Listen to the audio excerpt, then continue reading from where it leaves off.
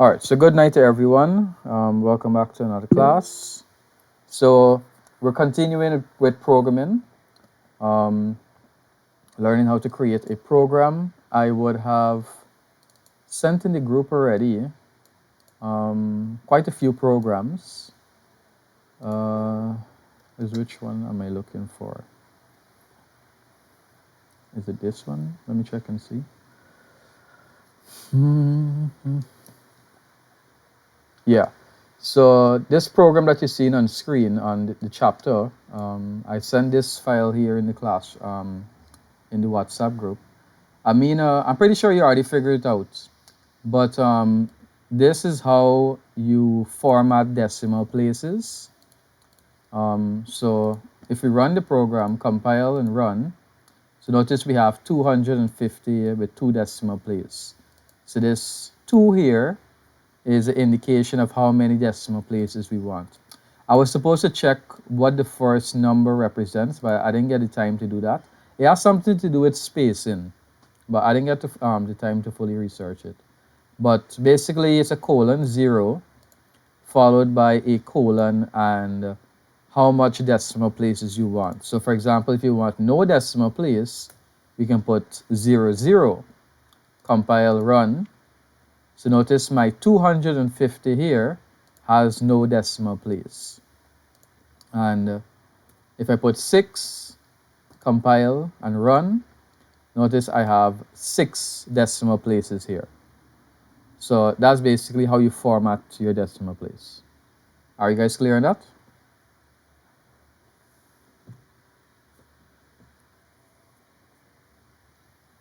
Great. Let me put it back to 2, compile and run. All right, so let me go through this program here as a recap of creating a Pascal program. So we should have learned, I'm not sure if we did, but I think we would have learned as to how to create a comment. And this here is basically a comment. A comment is basically just adding in additional information. It's not adding anything to the program. It's not telling the program to do something. It's like just like in a Word document. Those of you who do EDPM, you would know that in a Microsoft Word document, if you type something, somebody could review it basically and add a comment. And so like how I have here a comment, and you can see you typed this incorrectly, that there's a comment. Now, if the person was to go and print this or so on, the comment won't show up because that's just like side information. Now, similarly, or additional information. Now, similarly, your program has comments. And how we design those comments are basically in curly brackets. So if you notice, now these information must be in your program also. Who is the author of your program? Basically you, your name. The date that you would have created that program. And what is the purpose of the program? What is the program doing? Now, if you notice here, you can add space. Nothing's wrong with adding space here. So you don't have to use any underscore or so on. So whatever is in this curly bracket doesn't matter because the system treats it as a comment and that doesn't affect the program.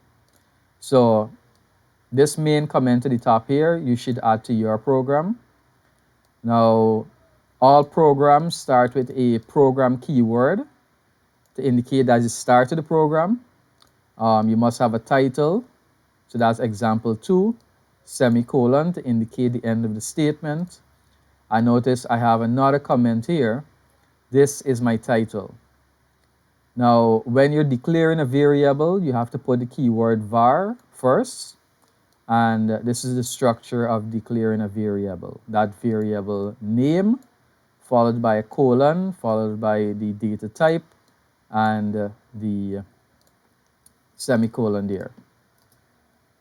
So variable name, colon, data type. That's how you create a declare a variable. Now begin is basically like also stating the starting of your program. That's like the body of your program. That's where all of the input, the output, the calculation, the processing is going to be carried out. Now, so firstly, you got to initialize your variables. So this here is an example of initializing once again. So it's basically variable name followed by colon equal and the value equal to what value. And that is how you initialize a variable. So you have three initialization here. So if you want to initialize a word, a phrase, this is how you do that. You put it inside of the single quotation mark. So this is grade, why did I put my name? Class of vehicle, grade A. Let me put A. Compile and run, yeah. So any questions so far? Because we looked at all of this already, so I'm just recapping. If you have any questions, you can let me know. Once again, this is the output keyword. If you want to put something on the screen, you have right line. But the difference between the two, anybody can remember the difference between the two?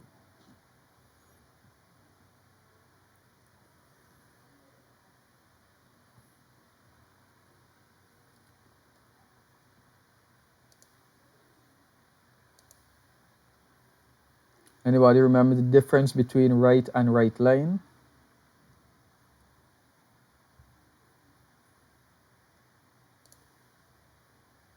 All right, so the difference is basically they're both used for outputs. So right and right line is used for outputs, but the difference is that when it finishes outputting the information, where does it place the cursor for the next output to appear?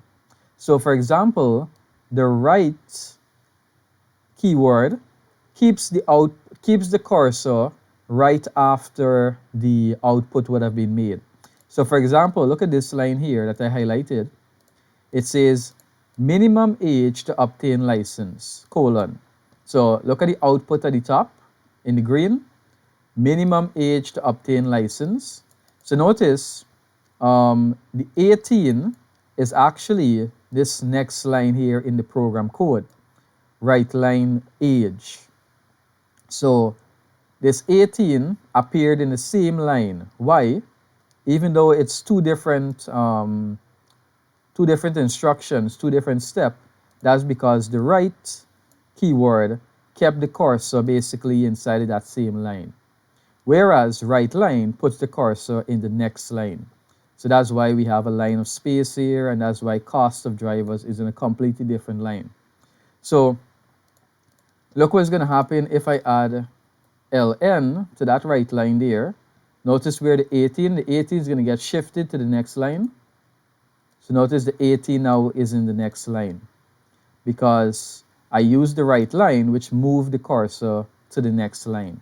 So when the next output now appears on the screen, it's going to appear in the next line. So we have two versions because we have some situation whereby, like what I'm doing right now, you want the cursor to remain in the same line. And you have situations whereby you want the cursor to go to another line so that you have basically space in your output so that you can read it clearly and everything is not jumbled up. Were you clear on that?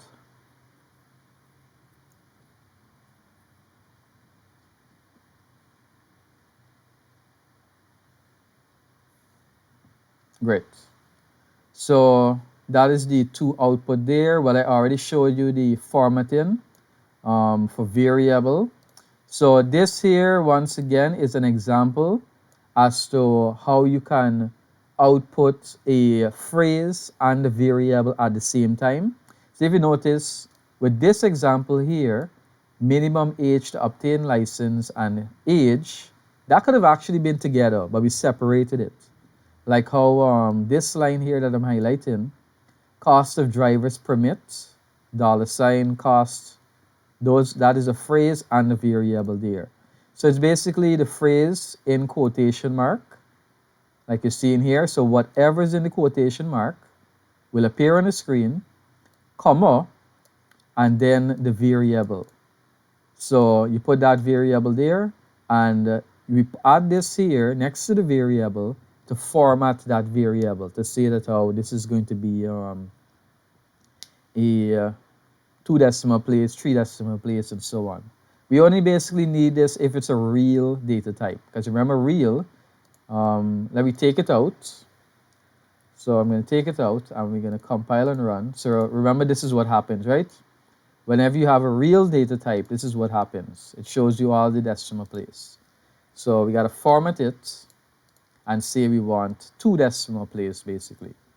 And that's going to give us our correct output. Now, if you notice, I actually have a dollar sign before my $250. So how did I do that? Well, I basically added it inside of the phrase. So notice I have it here. So it's not a formatting option like how we have this :0:2. You add it inside of the phrase. So it's like you got to look at where you can position words to format the output. So like I can replace this dollar sign with a percentage sign, compile and run. So notice I now have a percentage sign in front of the 250. Like for instance also, if I want a percentage sign after this 18 here, this age 18. So I'm going to go to right line age. I'm going to put a comma after age to indicate that's the end of the variable. And then open quotation mark. I'm going to put a percentage symbol, close quotation mark. And I'm now outputting a variable and a character. Compile, run. So notice I now have this here formatted as 18%. So this is basically how we can format our outputs when we need to add signs and symbols and so on.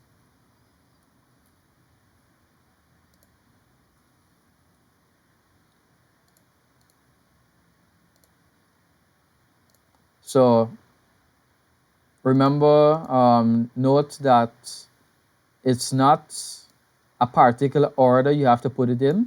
You don't have to put phrase first and then variable, because if you notice with the age one, I had the variable first and then I had a symbol appearing like this here, the 18%.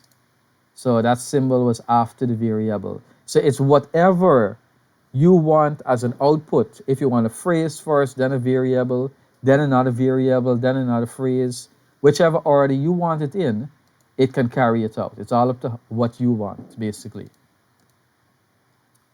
What else?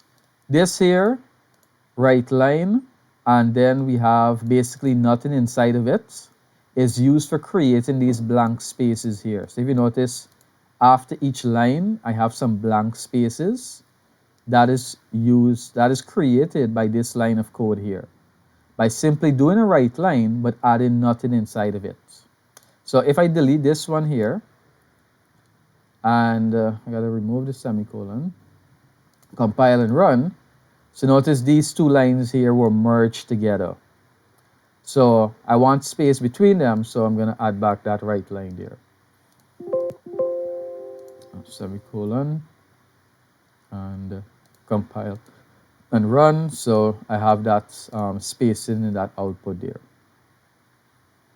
Yeah, so that's basically what we would have covered in the last class. Any questions on anything that we looked at there?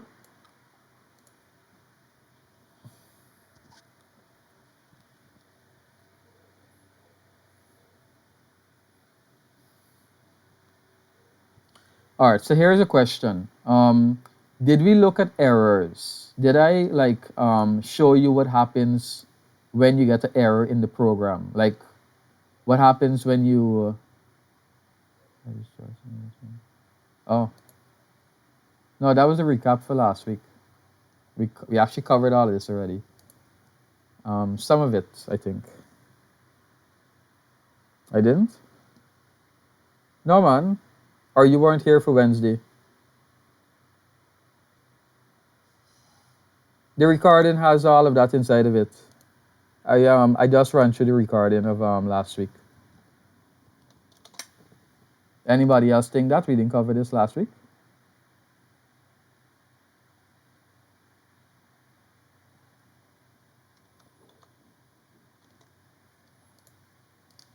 Look, it's This is rule that we just learned. This is the Wednesday recording, and look, the same program is right here. Last week Wednesday, the 18th. The same program is right here. Just that I basically added more information to this one to the program itself. That's all. Oh, yeah. So but you can review that class if you missed it. All right, but were you clear in everything that I explained there? All right, good. Any questions at all?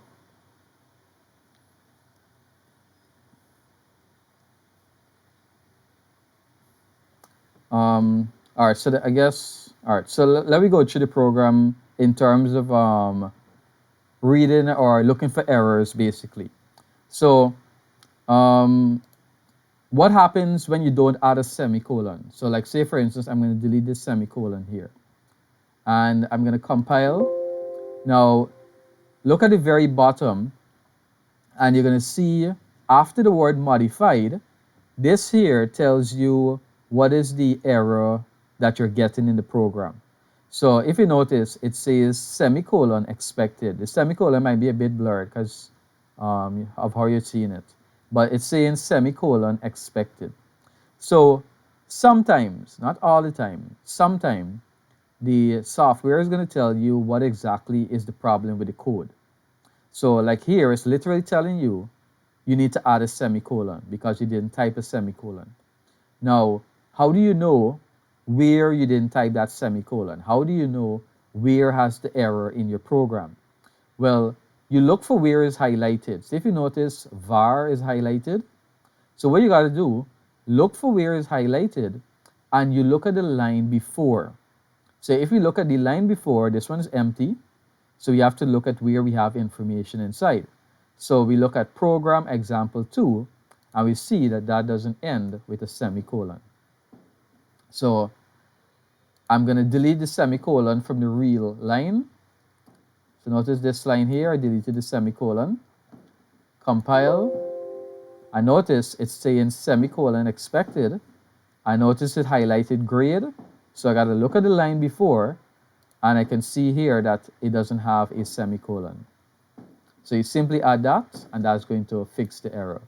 So basically, when you're compiling a program, while it is converting it into the binary format to make it into a program, basically, it is also checking to see if you have any syntax errors. So that's what compiling does also. It checks the program to see if you have any syntax errors or any type of errors, basically. So what happens if you delete the program keyword? If you never add the program keyword, let's delete that and compile. Notice it's literally telling you program expected. So it's telling you that you must have that program keyword. What about var? If I delete var, compile, notice it's saying definition part or begin expected. So it's not fully clear as to what is that particular error. So in this case here, this is one example of the program not being clear as to what is the error. So you have to remember what is the structure of a program. What has to go next? What's the logical order? The keyword var has to be here to indicate this is the declaration section. Compile successful. What if you remove begin? Compile. Notice it says duplicate identifier because it's basically seeing this age and this age together at the same time. So there's nothing separating it. So once again, this is another example of the program not being clear. It simply doesn't know that it's supposed to be a begin here. So once again, you got to know the structure of your program. Compile successful. What else? What if you didn't add the equal sign here? The colon equal. Compile. Notice it's literally telling you colon equal expected. So the question is, why is it accepting age colon integer at the top here, but it's not accepting age colon integer? Let me see if I type in integer here, if it's gonna work. Compile. So notice I'm still getting an error. The reason why I'm still getting an error is because this is not the declaration section. We are initializing here. You can only initialize here. This section at the top here is for all your declaration. So you cannot go and declare at the bottom here. So this here would be incorrect. So that's why you could only type age colon at the top here, equal integer. So if we type in equal at the top here now, we should get an error. So notice it's saying colon expected. It's not expecting a colon equal, because the colon equal is to store a value into that variable. So those simple rules, those simple syntaxes, you have to remember how they work, what they do. Are you guys following so far?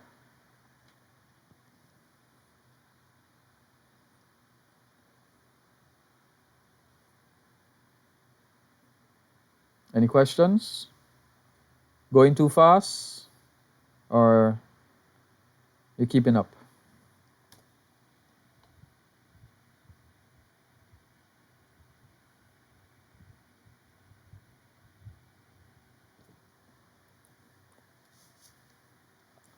Jada and Amina, are you guys with us? Yes, sir. All right. All right, so let's continue. Um, what other errors will you experience? The right keyword also. What if you did not add the bracket? What's going to happen? Compile. It's literally telling you bracket expected, because a bracket is part of the syntax. That's part of the rule. It must be right open brackets and a close bracket. And depending on whether you put in a phrase or a variable, it's going to go inside of the quotation or not. What if you didn't put one side of the quotation? Compile unknown identifier. Why is it saying unknown identifier? Because you didn't put a quotation mark, so it is thinking this is a variable. Because remember, variables do not go in the quotation mark. So it's thinking minimum is a variable, but you did not declare it. So it's saying it is unknown. So that there, that's that error there. So we add back the quotation, compile, and it's successful. Um, what are the error? So if we delete the full stop, does the end really need a full stop at the end of it? Compile? Yes, it does. So notice you're literally getting an error telling you full stop expected. What if we did not put the end, the complete end? Compile. Notice it's saying statement expected, but it's not telling us what statement is expected. So we have to know that all Pascal program should end with that keyword end. So that is basically some of the most common um, errors that you will experience when you are going through Pascal.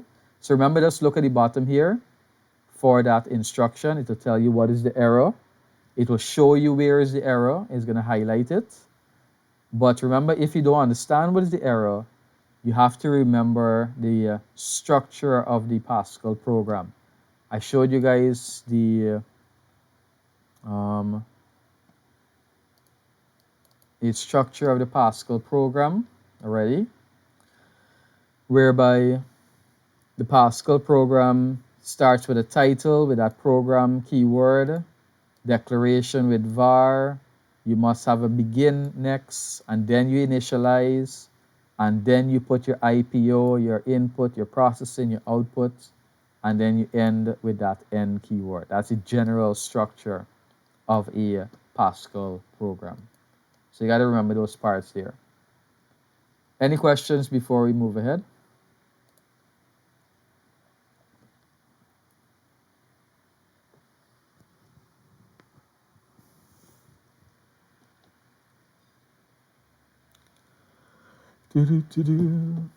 No questions?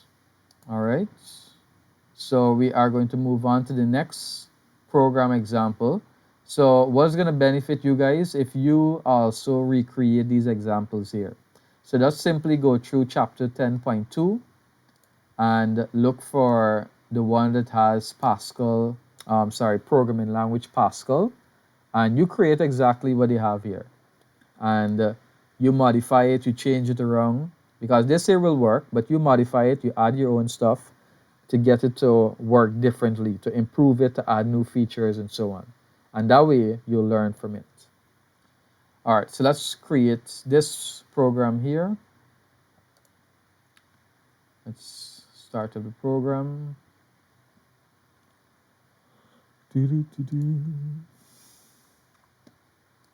All right.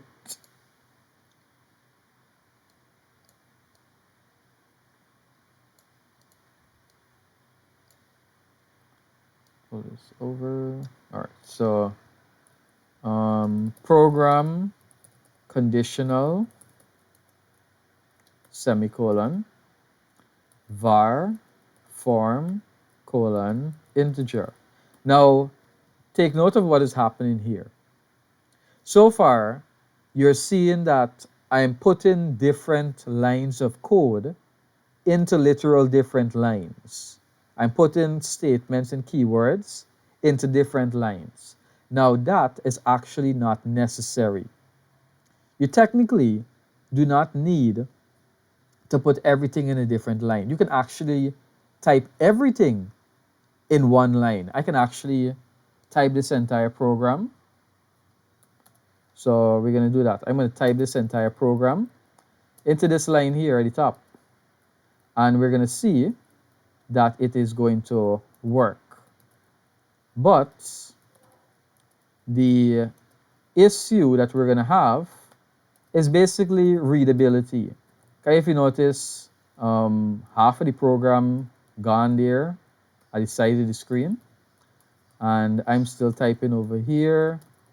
So readability following the program, that's basically going to be an issue if you do type it in the same line. Now, it's not like if I'm telling you to do type it in the same line, but I'm trying to tell you that it is possible to create a program in the same line, compile, run, and the program runs. Notice the program is working. Promote it to farm tree. So compile, look, it says compile successful. I run, and I get the output here. I typed everything in that one line there, and the program works. So why does it work? Why does it work in that one line there? Well, simply because it's like just like if you're writing a sentence. Technically, you do not need to go to the next line when you're writing a sentence. If the page was long enough, you could have continued writing in that one line forever. But once you would have punctuated everything correctly, then a person can read it properly, even though it's in the same line. Similarly, this programming code, this line of code, once I punctuate it properly, once I give it all the correct syntax, follow all the correct rules and punctuations and so on, it will work. So let me, but like I said, it wouldn't be a good practice because you would not be able to read the information properly. So that is why we put information into different lines so that we can easily follow the information better. And in addition to putting the information in different lines, indentation is also important.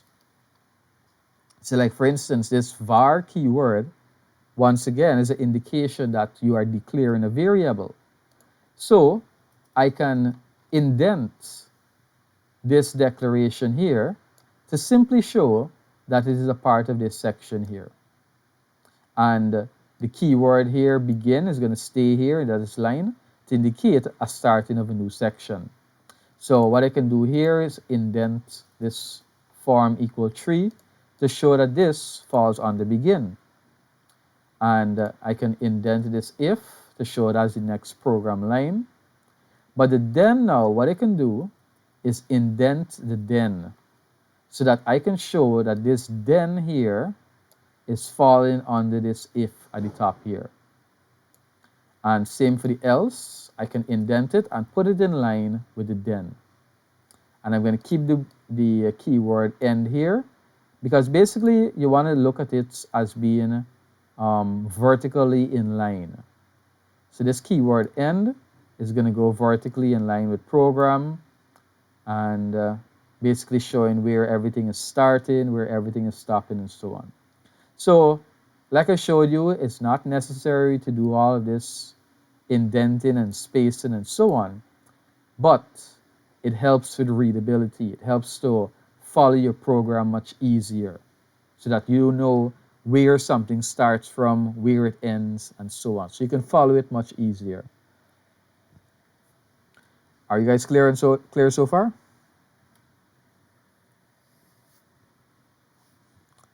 Good. So let's have a look at this program here to see what is it doing. So this is a conditional program, basically using conditional statements. So we're looking at how to use the if statement because you guys have to use that for your program. If the customer's prices at a gross prices at a certain level, you got to calculate pay tax. If the net income is at a certain level, you give them a community. So you guys got to do if. How do we do that? So at the top here, we have the keyword program and then a title conditional. We have the var keyword indicating the beginning of the declaration section. We have begin to indicate the starting of our program, the statements. We have form equal 3 to indicate we are initializing this variable form with a 3. And we are running a test. This is our conditional statement or if statement. So if the form equal 3, so remember always ask in a question format. Always ask in a question format. Whenever you have a conditional statement, always ask it in a question format. So is form equal to 3? And we have 3 here being initialized into the form variable. So that's basically, is 3 equal to 3? Now remember, then is if it is true, and else is if it is false. So if it is true, then what do we want to happen? We are going to write on the screen, promoted to form 3. So if you notice, it is true because form is equal to 3. I notice our output here, promoted to form 3. So we got the correct output. But what if it's false now? Now I'm going to change that 3 to a 4. I'm going to initialize it with a 4. So if it is false, we are going to write line, not promoted to form 3. So I'm going to compile, run. I notice I got not promoted to form 3 because the test is false. 4 is not equal to 3. That is false. It's going to ask the question, is 4 equal to 3? That is false. 4 is not equal to 3. So we go to this line here and we carry that out. So this is how we create the if conditional statement in our Pascal program. This is how we create that test. Now, if you want to do greater than equal, you simply add in that sign. If form is greater than equal to 3, now notice this is going to be true, right? Because 4 is greater than equal. Compile, run. So notice I got the true output here because the question is true. So that's how we can do more than. This is how we can do less than. And all the other symbols, all the other relational operators, we can ask those questions here. So this is how you run the tests. The then and whatever follows is going to be true. The else and whatever follows is going to be false. Are we clear on this structure here?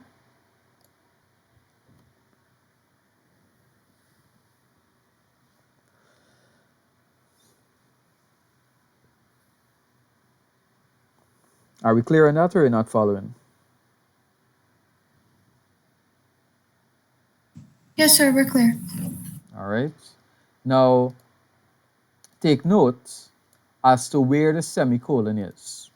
Now remember, the purpose of the semicolon is to indicate the end of a statement. So the question is, where is the end of the if statement? So the starting, we know, is from where we have that keyword if, but where's the end now? So if you notice, then and else are all a part of the statement. Because if you notice, the semicolon is all the way at the end here.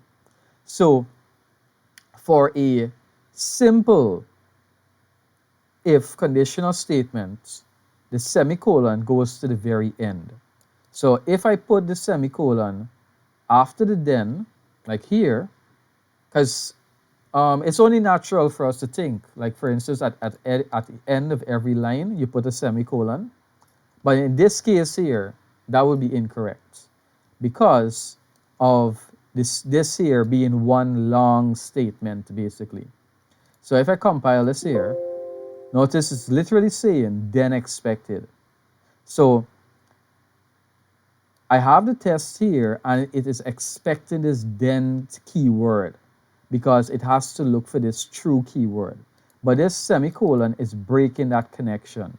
So I have to remove it. Compile. Now it's saying statement expected. Why is it now saying statement expected? Why is it not saying else expected? Well, you got to remember that we have two conditional statements. We have if, then, and then we have if, then, else. Remember, it's two. If, then, and if, then, else. So the if, then is only checking to see if it is true. It's not considering if it is false.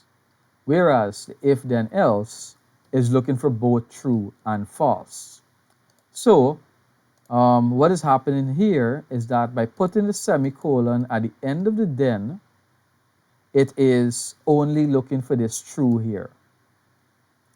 And it is basically saying it doesn't understand what is this else keyword. It's looking for some additional instructions for it. So it's not focusing on this else here. But once again, to get it to work, you simply remove that semicolon and it's going to see the entire statement there. Compile successful. So once again, it's one long statement from that if all the way to the end of the else. Now, the question is, so what is going to happen if we want to put multiple statements into the then part? What if we want to put multiple statements in the false part? So let's try that. So under the then, I'm going to indent it. Put it in the next line and indent it so that we can see it clearly. So hope you guys following the indentation. So if form is equal to 3, then and whatever statements following this then is going to be carried out if true. Now what if I want multiple statements? Like say for instance, let me just copy the same line. So I copy the same line there. Now will this work here? Can I put two statements? Can I put 2, 3, 4, 5 statements in this then and all will be carried out? Look what's going to happen. Compile. Notice it's saying semicolon expected. So we know what this error is. It's telling us that we need a semicolon. So I'm going to put a semicolon here. But remember, as I said earlier, if we put a semicolon, we are breaking the connection with this else. So if I compile, Notice we get back to the same square one. Else is saying semicolon expected. So it's expected and not a semicolon. But notice we're now going to get statement expected. So it's not recognized in this else here. Why is that? Well, simply because in a simple if statement, you cannot put more than one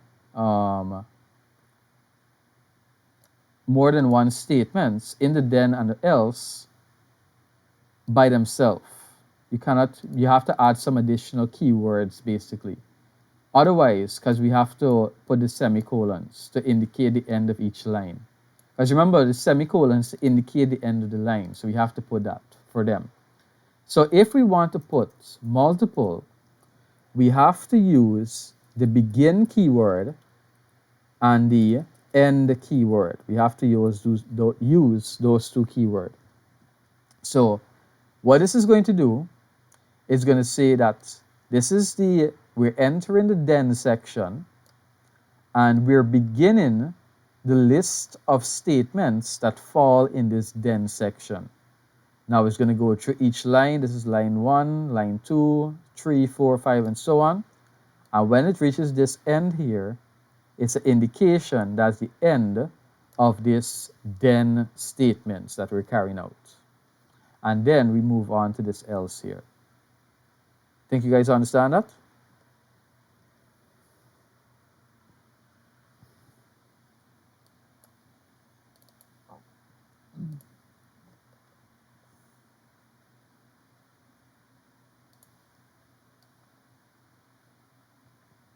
Were you guys following, or you want me to go it over again?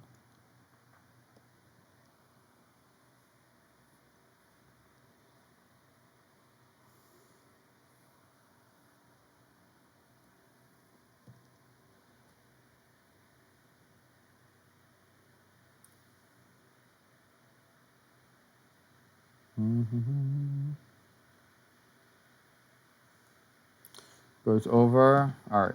So are we clear on it being as simple as this here? Are we clear on this here, this part here?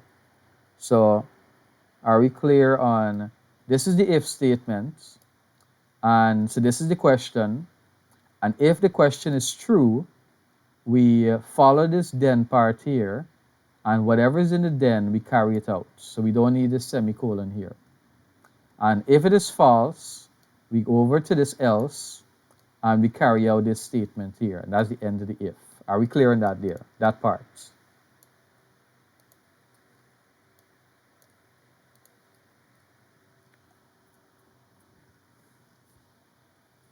Good. Now, what if now you want to add more than one instruction, more than one action when it is true? So it's like simply, if the question is true, you want more than one thing to be carried out. Maybe you want a calculation to be carried out. Maybe you want multiple input and output to be carried out. If you want multiple actions to be carried out, you have to put it between a begin and a end keyword, because the system is not going to allow you to type multiple statements. So that's what I was doing here, copying the statement and pasting another one. The system is not going to allow you to put two statements like this here inside of this then here, under this then section here. It's not going to allow you to do this, because we must follow the rule.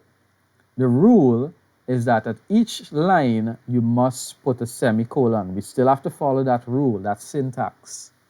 We still have to put a semicolon, what we've been doing all the time.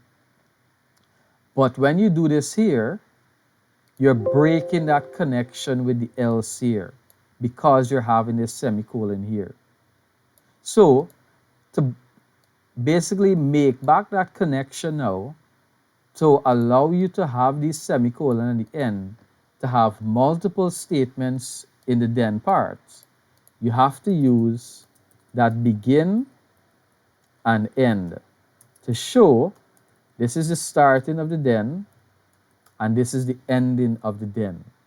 And that is what is going to allow you to put in multiple statements so that it can run if it is true. So notice compile. Let me put it back to 3. So if it's going to be true, notice I get 2 output here. I'm going to copy and paste it 4 times, compile and run. So notice I have that output there 4 times. So if I did not have this begin and end, once again, and I compile, I'm going to get statement expected because it's not linking to this else part here. These semicolon here are breaking that connection basically. So to build back that connection, I basically have to say that all of these codes belong to the then keyword. That's what I'm doing here. And the same process goes for the false. I have to use that same begin and end keyword if I have multiple false also. I have to put in that same begin and end. So if I to have multiple also,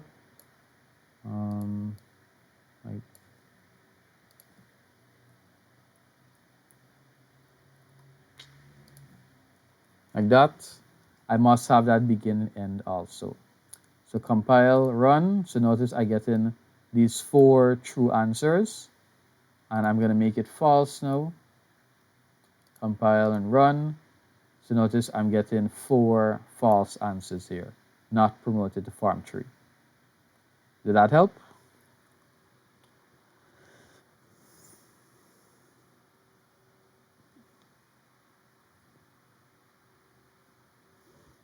Ashley and Jada, were you following? Okay. Jada? All right.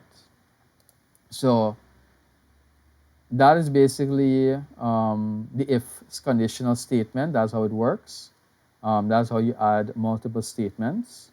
Now we have to look at how you can create a nested if. And that's what we need to do. Create a nested if.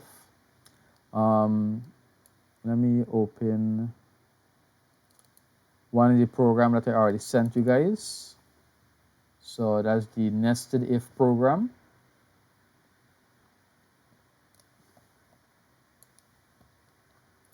So this program here I already sent you guys in the WhatsApp group. So same process, it's the same example, but we're adding a nested if.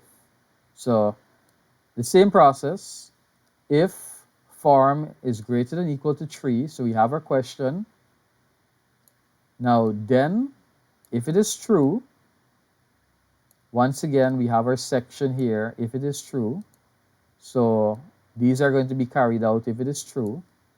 But when it is false, just like how we could do a right line, we can do a calculation and so on, we could start another if. And that's how we do the nested if. We basically say else if. Now, I don't technically need to put it in a different line. I could bring it up like this here. Else if. I can do it like that.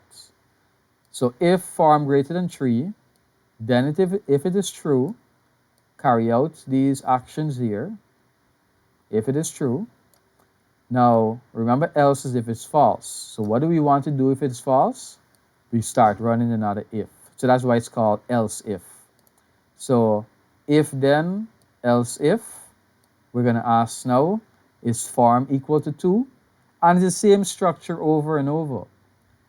We're going to ask another question, is farm equal to 2? And we go back to the same process. We ask then, if it is true, carry out this action here. And once again, if it is false, we carry out what's under the else. So here, once again, I could do else if. And I could continue again over and over and over and over. And that's how you nest a if statement. You simply understand the first main structure of how an if statement works. If, then, else, those are the 3 key parts.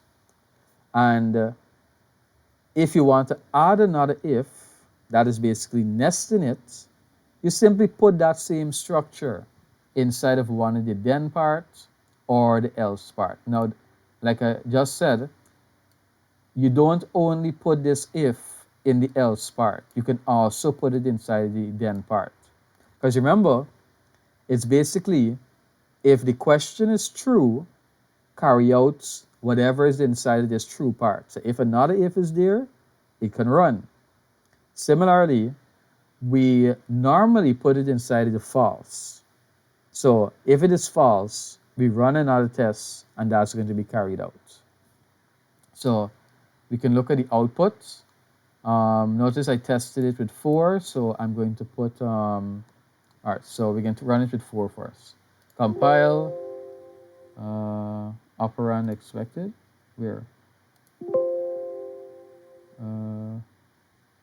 Oh, I typed in if. Compile, yeah, compile successful, run. So notice it says promoted to farm 3, congratulations. So what output is that? So notice here is initialized with 4. It says, is 4 greater than equal to 3? That's true, 4 is greater than equal to 3. So we carry out the then part. So that's what you're seeing on the screen. Promoted to farm 3, congratulations. Now we're going to make it false. We're going to type in 2. Compile, run. So we're going to start back from the top. Farm is equal to 2. Is 2 greater than equal to 3?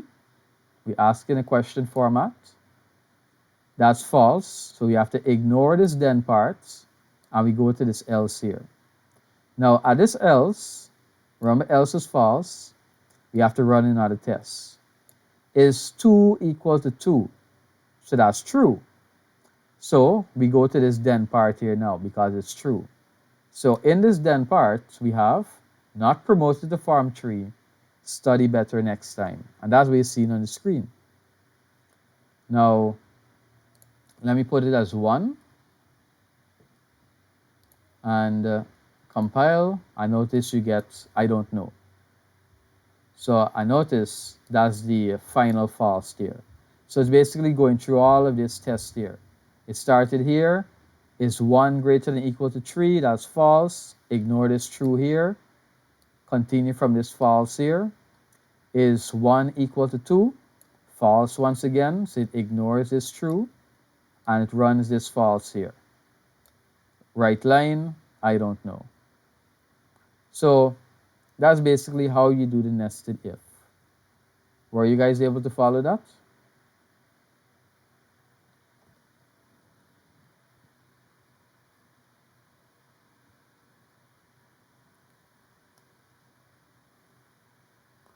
Or should I go it over again?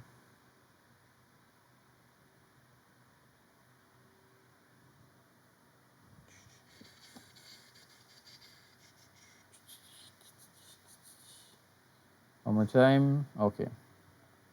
So it's basically like the normal if that we have created so far. So let's look back at that one. It's just like the if that we created before. The same structure. If, and we have a question. Now remember the question is always true or false. So if the question is true, if the answer to that question is true, then we look at the then part, and whatever is in the then part, we carry it out.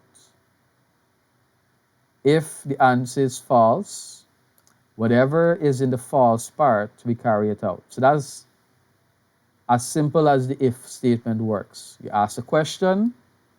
If that question is true, you carry out whatever is in the true part. If that answer is false, you carry out whatever is in the false part. Now, like I'm saying, like how we have all of these right lines here in this false part, instead of putting a right line, you can put anything that you want, because that's how the if statement works. It's whatever you want to happen inside of this inside of this else is going to be carried out. Whatever you put inside the then is going to be carried out. So I could remove all of this here, all of that statement on the else, and I could type else if. So I'm basically starting another if. And I'm going to say if form is equal to 2, close bracket. So the same structure, the same if and the same question structure. If it is equal to, less than, more than, whatever the case may be. And we got to use the same then keyword. Then, if that is true, what do we want to happen? We want to write line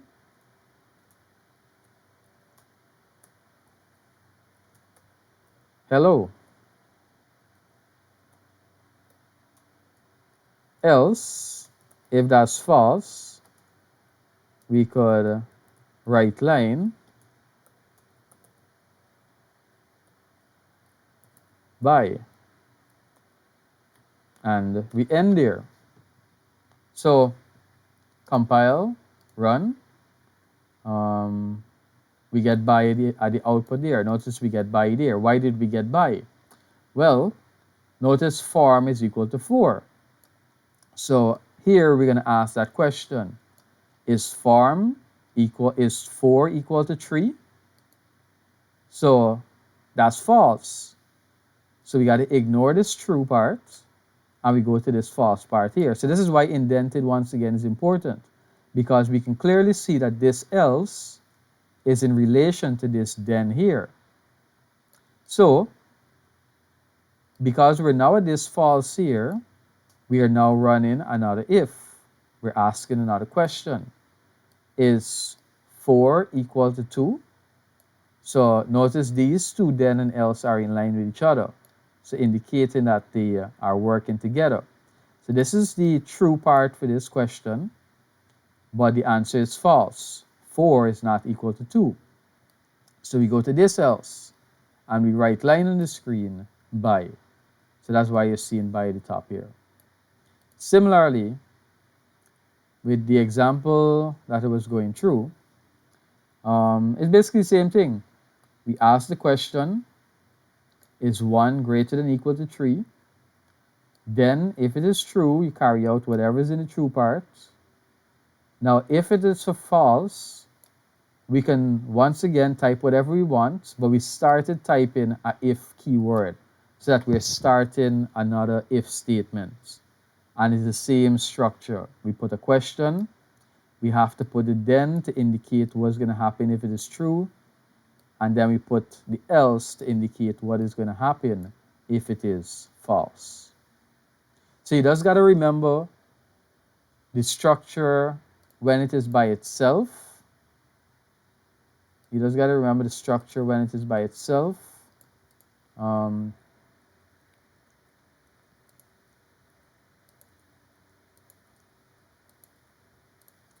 So let's see. It's basically this here. Yeah, you just got to remember the structure when it is by itself. Simple question, statement if it is true, and the statement if it is false. But all we're doing for the nest, all we're doing is simply starting another if, the same structure. We can start it either inside of this then section, or we can start it inside of the false section, either one. But in most cases, we start it inside of the false section. Did that help?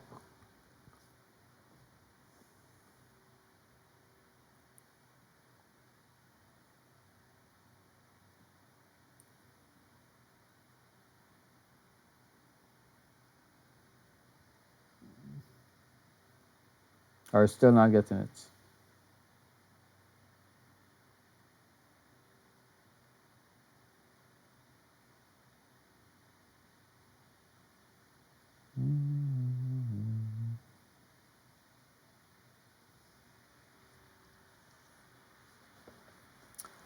Amina, Ashley, Jada, are you guys following?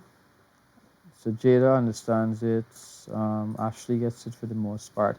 You see, what's going to help you to understand it is if you make it on your own. So I would advise you tomorrow, later tonight, if you get the time, try create it on your own. Amina got it, good. So like I said, try creating it on your own, and that's going to help you to better understand it. These same examples of programs, try creating them on your own. Make the simple versions first. Try to understand the structure of it, and then you start adding the rest of information. Like for instance, create the simple if first. That's this one here. Create the simple one first. The if, the then, and then the else. Create that one. Understand it fully how it works, and then try creating the adding another if inside of it at either end, and see how it follows that same structure, and that's gonna help you.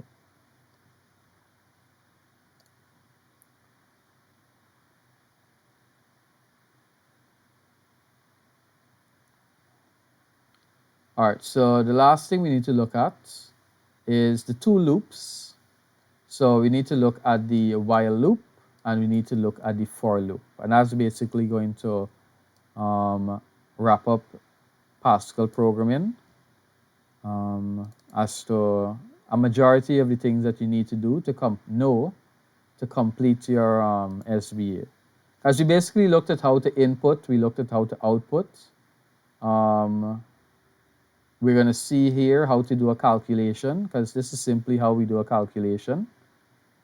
And we looked at how to do a nested loop. We looked at how to do a nested if condition.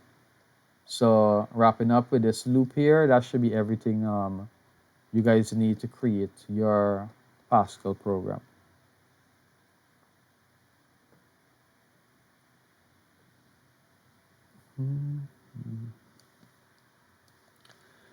Yeah, so let's look at this example here. So this is the while loop. So here we have the program keyword, we have the title, we have var, we have a line variable being declared. So if you guys can remember, when we were looking at in pseudocode, we said it how the parts of a loop is that you must have a variable to monitor the loop. So that's what, excuse me, that's what we're creating here. We're creating a variable called line to monitor this loop here.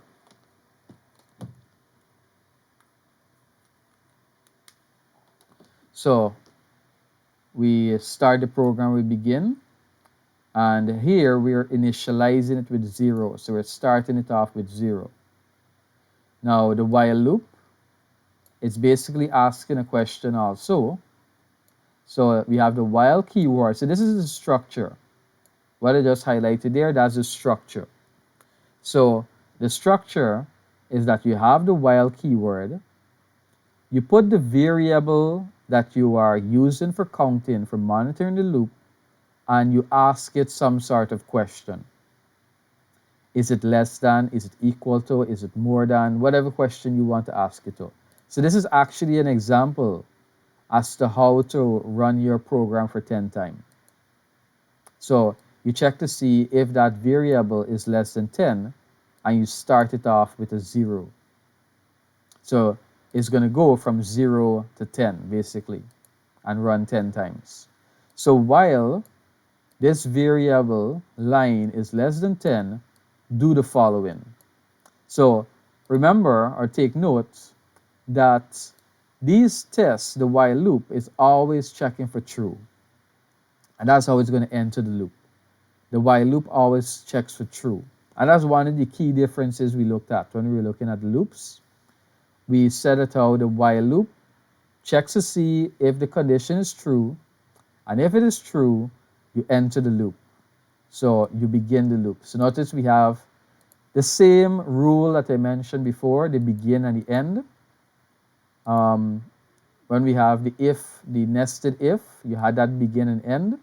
that is like a general rule that you follow, a general guideline when you're creating a section of statements that must be carried out. So it's similar like if you're running a den. So imagine this while here as being a den. And then we're saying basically all of this here from begin to end should be carried out inside of this loop here. That's basically what we're saying. So let's look at it from the top once again. We have while this variable line is less than 10, do the following. So if it is true, enter the loop. Now you enter the loop. Where is the beginning of the loop? At the word begin. So you enter if the loop is true. Now the first line inside of the loop is a calculation. Now remember, just like in Pascal, you carry out the calculation on the right hand and you store it on the left hand. So, and if you can remember the rule, you must update the variable. So this is what we're doing here. We're doing that simple update. We're adding 1 to that variable. So every time the loop runs, it keeps adding a 1 so that it knows that the loop would have run for that one time, or how many times it would have run for. So here, it keeps adding that 1 to this variable and storing it inside the variable, and we're outputting that variable. So what we're going to see is how it changes from 1 to 2 to 3 to 4, 5, and so on. Now, when it exits that loop, it's going to end here. So this is the end of the loop. And we basically have a line of code outside of the loop here. So compile and run. So notice we have 1 to 10 here. Why do we have 1 to 10? Once again, we at this line here, we are outputting that variable. The loop is from begin to end. That's the loop. So inside of the loop, we have this update going on. We have a +1 going on here. So that's why 1 increases to 2, 3, 4, 5. And when you output that same variable, the variable line, that's how we get to see that 1, 2, 3, 4, 5. So it's very simple. Once again, you must have this keyword while. You must have a variable that is going to be counting the loop. So you put that variable inside of the brackets, and you ask it a question basically. Are you less than 10? Are you less than 20? Are you less than 30? And that's going to determine how many times you want the loop to run for if you initialize it with 0. So if you say 30, then that means, that you want the loop to run for 30 times. But the fact that we say it's initialized with 0 and it's going to be asking if it's less than 10, then we are running that loop for 10 times. Now this do here is always there. I don't know why they designed it with that do, but that's part of the syntax. While, question, do. And then inside of begin and end is all of the statements that is inside of this loop. This is all of the statements that are going to keep running over and over as the loop continues. Now, if we did not have this update here, look what will happen. I'm going to take out the update, compile, run. Notice I'm going to keep getting 0. If you notice at the bottom here, it keeps getting 0. This program here is going to run indefinitely, simply because I did not have an update. There's nothing telling it to change this line variable to get greater than 10 so that it stops the loop. So it's going to keep running forever until I go and stop it. So if I do stop it and I try to scroll, notice I scroll how many times, and I'm seeing all these zeros here. So that's why updating is important, this +1 here, so that we can count the loop basically. We know how many times it's going through, and we can see that how it runs for the exact amount that we want it to run for.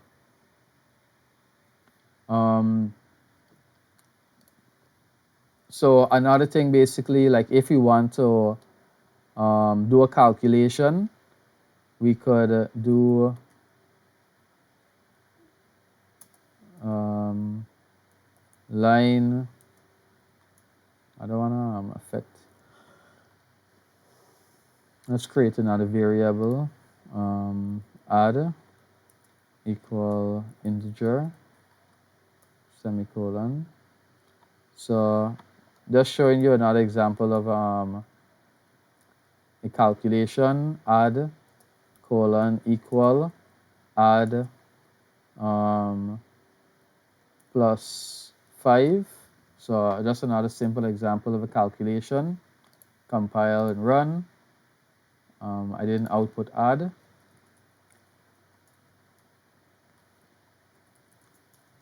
Right line, output add. Let me put it in the same line. And then add some space.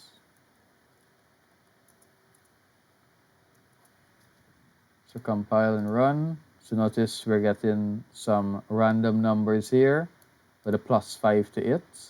And then we're getting 1, 2, 3, 4 all the way to 10. So this here is an example of how to do a calculation and store it into a variable and then output that variable. And this is how we run the while loop. Were you guys able to follow that, or you want me to go it over again?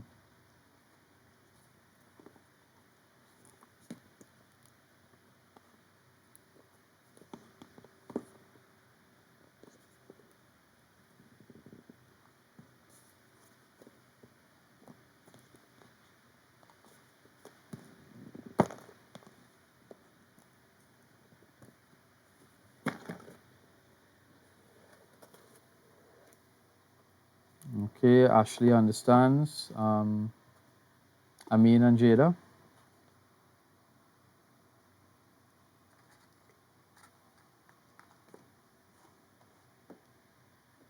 Jada?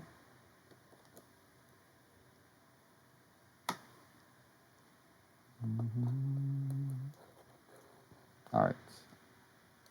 What was I going to show you? Oh, so if you notice, this is an example. This is a good example of garbage value. So if you notice, it started off with 87, then go 92. So where did it get this 87 from? How did it get? So basically, it actually got to 82. Let me compile and run. Notice it now started with 137, but look here. It ended with a 182. I'm going to compile and run. Notice it actually started back with 182, but just it added a 5 to it, because that's what I'm actually doing. I'm adding 5 to that variable. So this here is an example of garbage value.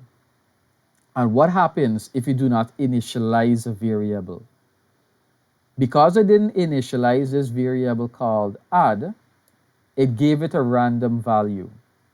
And every time now, because I did not initialize it, I didn't initialize this program, this variable with a 0 or starting value, it's going to keep the old value.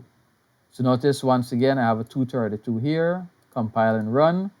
Notice 237 at the top there. It's keeping this old value.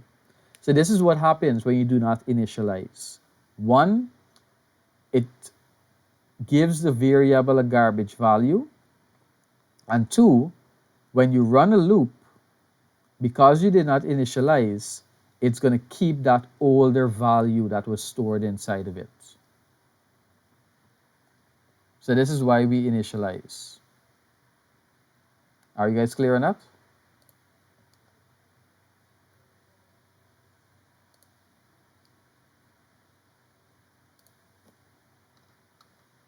All right, so the last loop, the for loop. Now this is the easiest loop.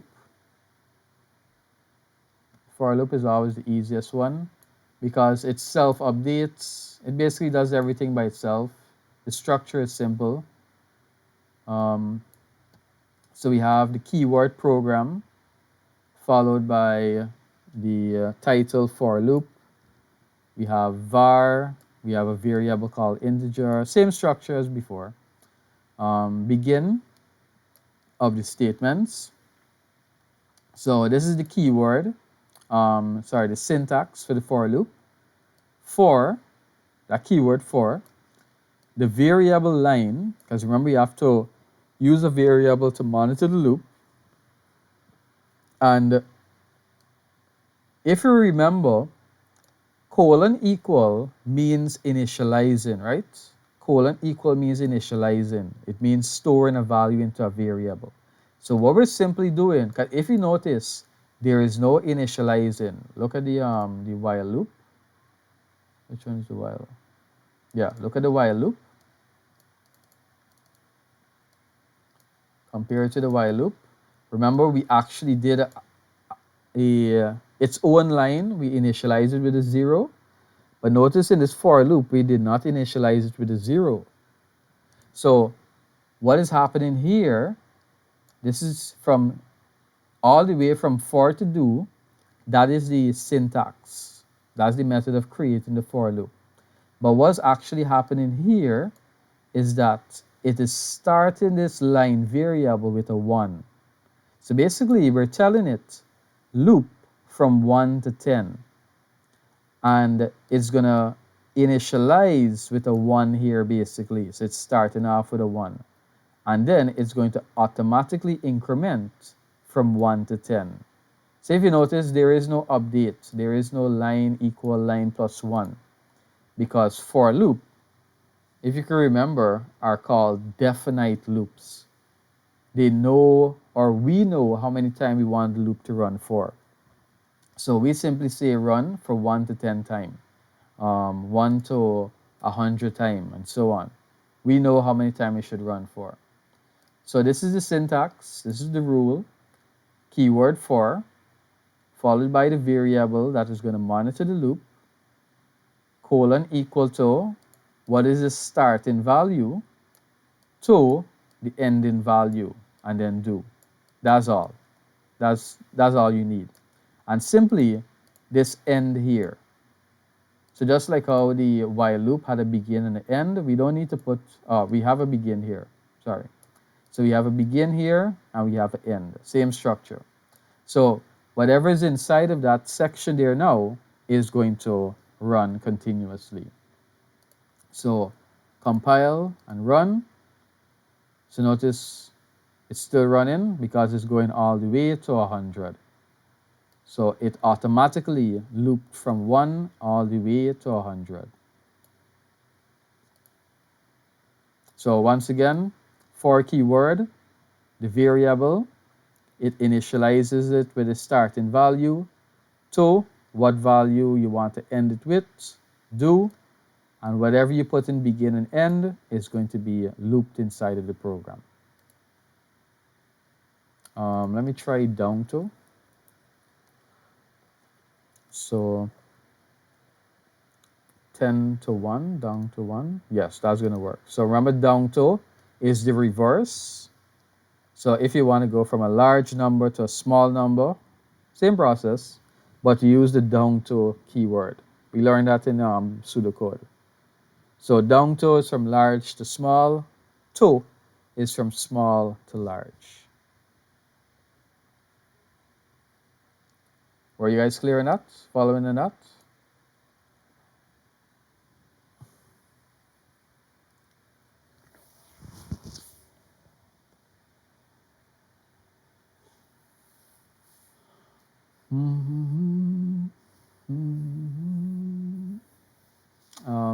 Ashley and Jada.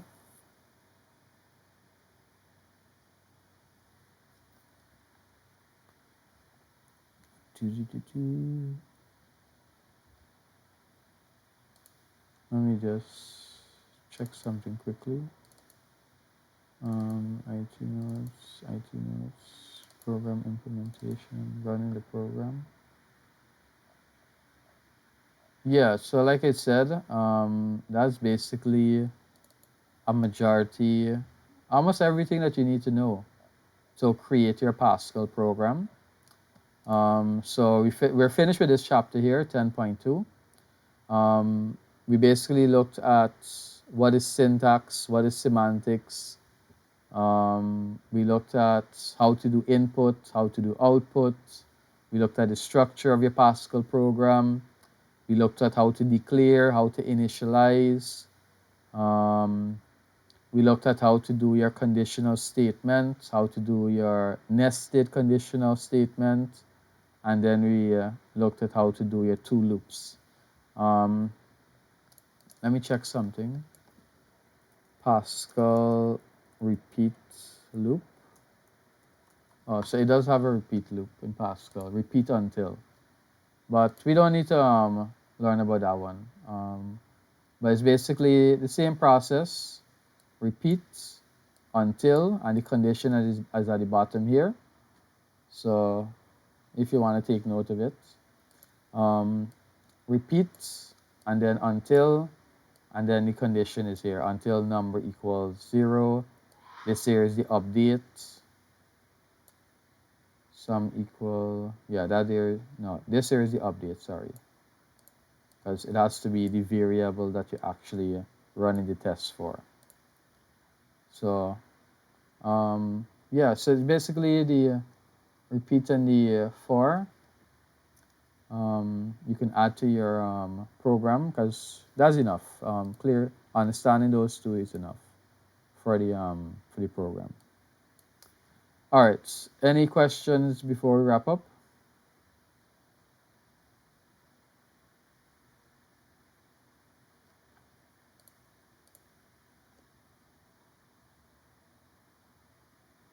All right. If no questions, that is it for tonight. Enjoy the rest of your night.